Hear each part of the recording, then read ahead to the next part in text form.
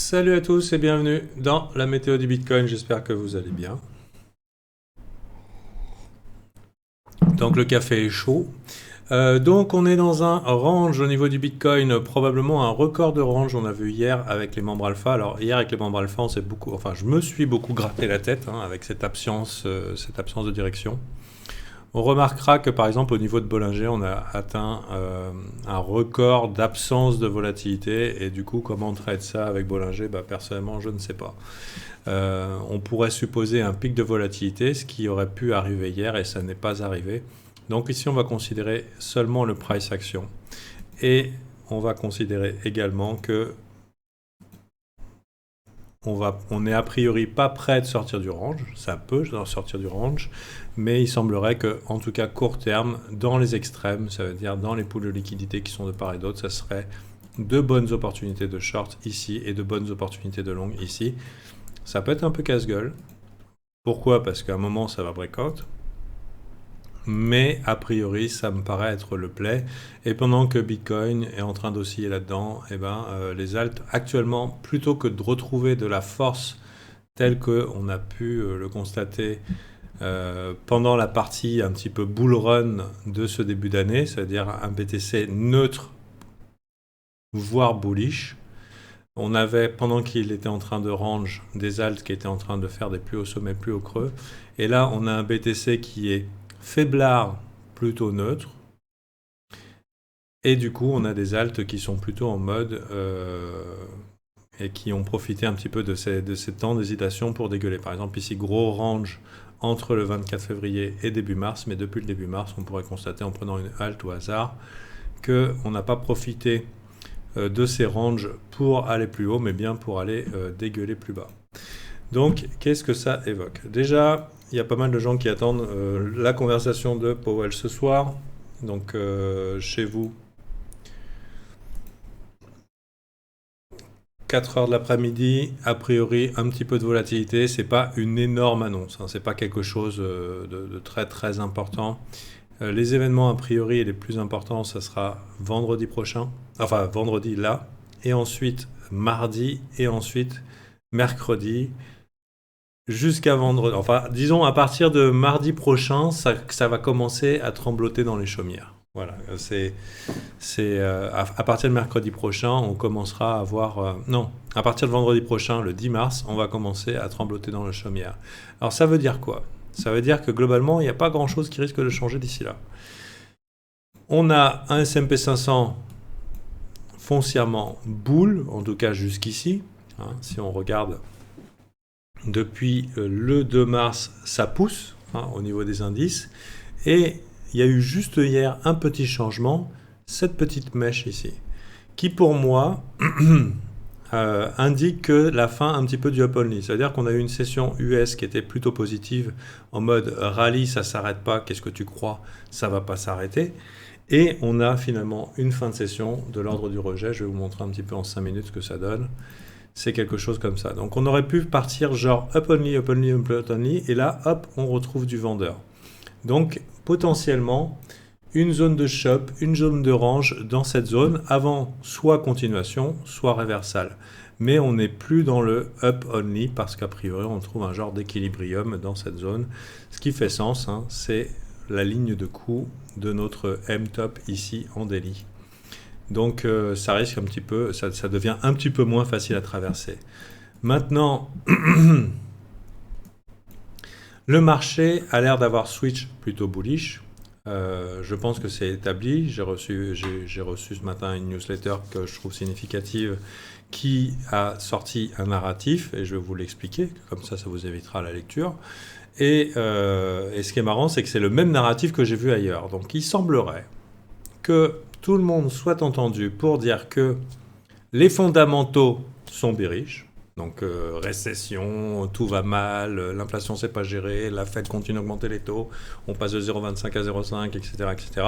Donc on a des fondamentaux bearish et on a de l'analyse technique, des indications techniques qui sont bullish. Et par exemple un petit peu plus ici au niveau du Nasdaq.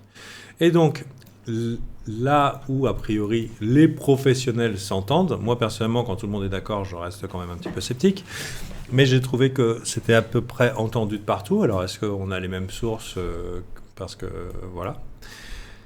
Je vous fais part un petit peu de l'idée, c'est que les fondamentaux sont dégueulasses, mais la technique est plutôt bullish. Ici, par exemple, on voit un triple bottom, un weekly W, ici un M top en daily, même un triple top en daily, et ici on revient faire toc toc à la porte. Si on commence à accepter ici au-dessus, on pourrait avoir une plus grosse probabilité de poussage de 5-10% sur le Nasdaq que de gros dumps comme on s'attend. Ça, c'est à peu près ce qui est entendu, c'est OK. Vu que les marchés, c'est des forward discount mécanismes, c'est-à-dire on est dans une... Si vous regardez la vidéo que j'ai laissée sur la chaîne qui est les news anticipées, esquiver les pièges, trading de news, vous connaissez le principe, buy the rumor, sell the news, ou sell the rumor, buy the news. C'est-à-dire, on essaye d'anticiper à l'avance ce qui pourrait se passer. Par exemple, dans le service Alpha VIP, ici, on a anticipé l'inflation. Ou en tout cas, on a anticipé le narratif inflation. Quand tout le monde était d'accord pour dire « Ah, l'inflation », bon, on était un petit peu moins chaud. Maintenant, pendant que les gens étaient en train de se tenir la bite sur l'inflation, le prix était en train de pricer autre chose. Peut-être le pic de l'inflation, ou peut-être simplement une respiration de marché, enfin, qu'importe. Ou la fin d'un enthousiasme sur les cryptos, où tout le monde a acheté, enfin, toutes les raisons pour lesquelles ça peut se casser la gueule. En général, tout ça pour vous dire, c'est qu'on essaye d'anticiper à l'avance. Donc là, par exemple, on a des fondamentaux qui sont mauvais, mais du coup, tout le monde sait que c'est mauvais. Et donc là, qu'est-ce que se disent les pros ? Le marché, il a anticipé. Il a anticipé que c'était mauvais, donc à la limite, on est en train d'anticiper les meilleurs jours. Est-ce qu'on est en train d'anticiper un fait pivot ? Est-ce qu'on est en train d'anticiper de meilleures conditions macroéconomiques ? Enfin voilà, les gens mettent de côté, comme on dit, on trade ce qu'on voit et pas ce qu'on croit. Ce qu'on voit, c'est pas dégueulasse.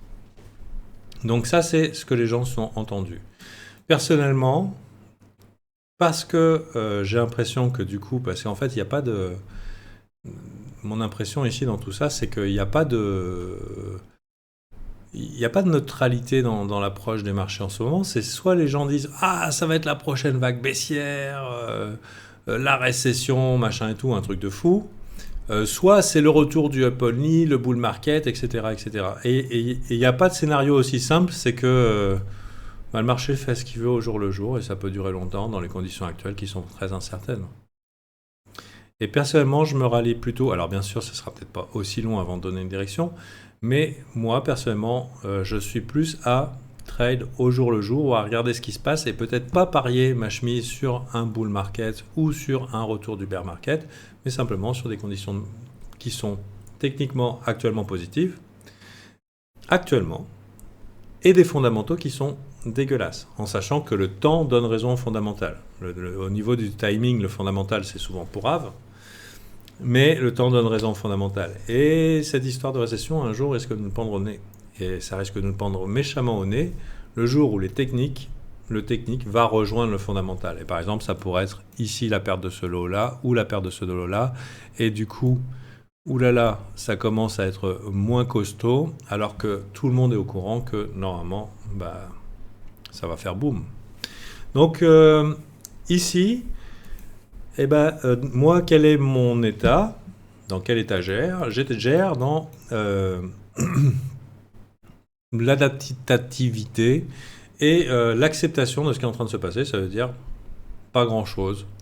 En tant que scalper indice, je vais trade ce que je vois au jour le jour. Donc actuellement, je considère juste cette petite mèche ici qui va probablement m'indiquer une journée un petit peu choppy au niveau des indices. À noter que, alors qu'on a eu un bon gros rallye hier sur les indices boursiers, que ce soit session européenne et session américaine, le BTC n'a pas réussi à sortir de son range. Et alors que beaucoup d'altcoins sont dans des positions qui sont très intéressantes d'un point de vue du risque-récompense, elles n'ont pas trouvé le jus nécessaire pour y aller.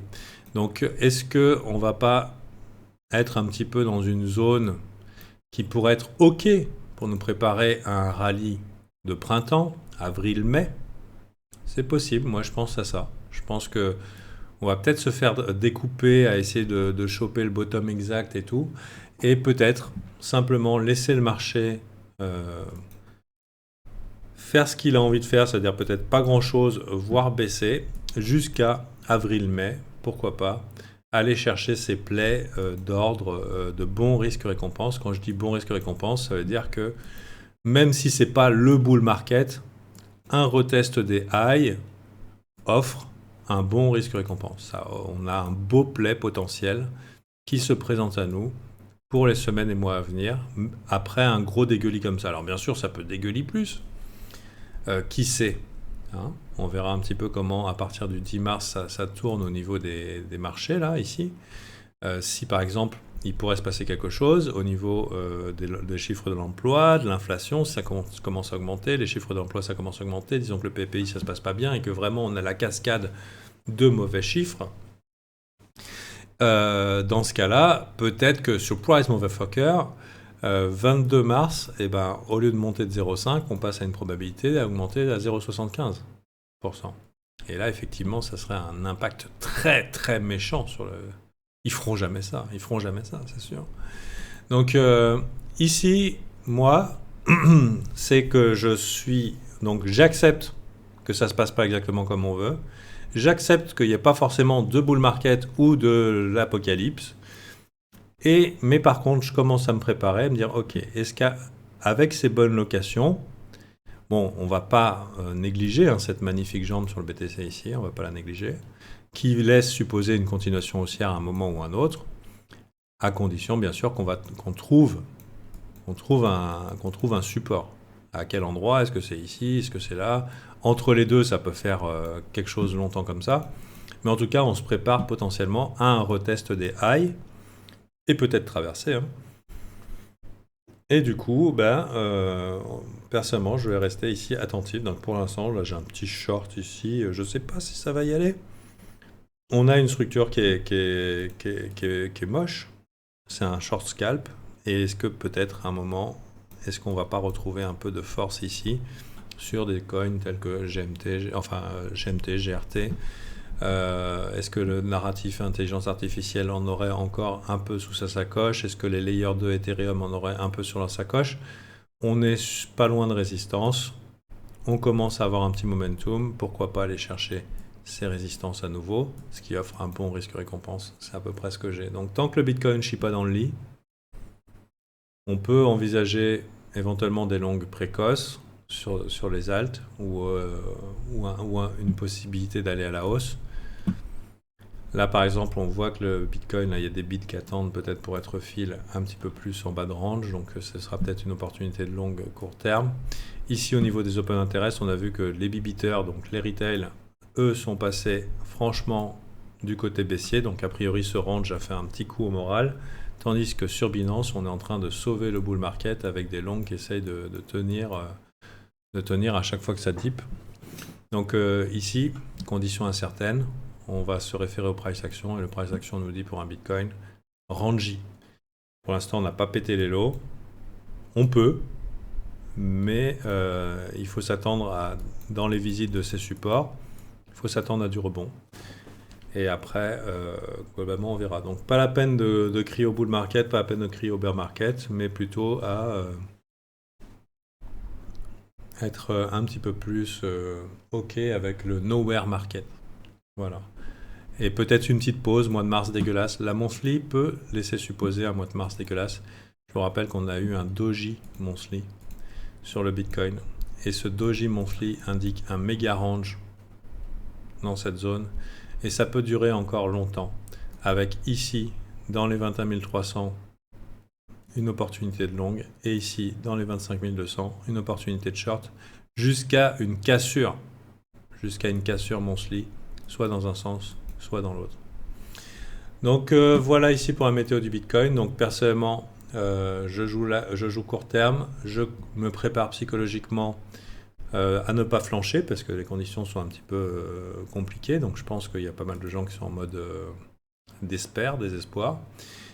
Ou pas, hein. En fait j'en sais trop rien. Il n'y a pas assez d'acteurs dans le marché pour pouvoir faire une analyse propre du sentiment en ce moment.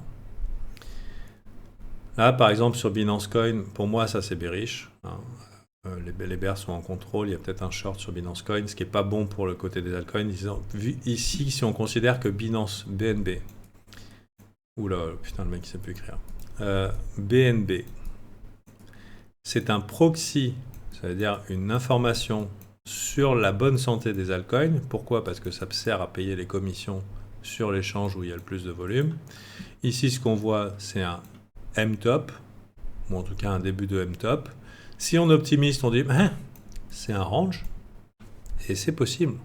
Donc si vous êtes un range trader, vous pouvez très bien vous dire ouais, non, mais c'est un range, on n'en a plus pour longtemps, on arrive sur les supports.